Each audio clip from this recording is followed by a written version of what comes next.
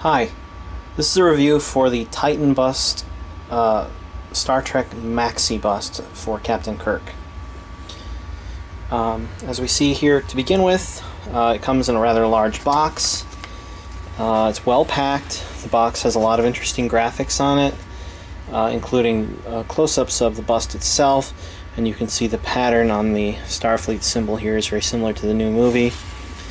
And other busts on the back which are coming. I think these two are particularly of interest if you're buying the Kirk bust probably, but they also have some Next Generation and movie busts as well. So moving to the actual bust itself, I wanted to point out that it's got, I think, quite a good likeness of Shatner from the 1960s. It has an immense amount of detail, from the hair having multicolored layers to things like the eyes having wrinkles around them, the expression. I guess there it's probably not great, he looks a little Romulan, but for the most part I think the likeness is very good. And as you look around you can see, especially on the collar here, he's got some sparkles on the fabric to indicate that it is fabric. You can see that on his shirt as well, but the detailing of the shirt is pretty impressive. There's wrinkles in it, the details of the braids on both arms, and then of course the communicator and the phaser are both very well detailed. So on the whole, this is a nice bust that you can see kind of rotating around here.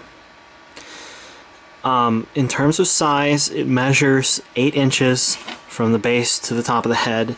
The actual figure itself is about 6 inches from the upper thigh to the top of the head.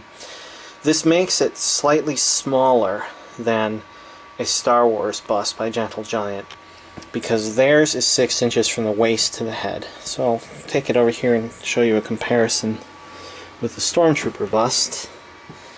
And you can see that although Captain Kirk is taller, that when you raise up the Stormtrooper, it does look a little bigger. So I would say that the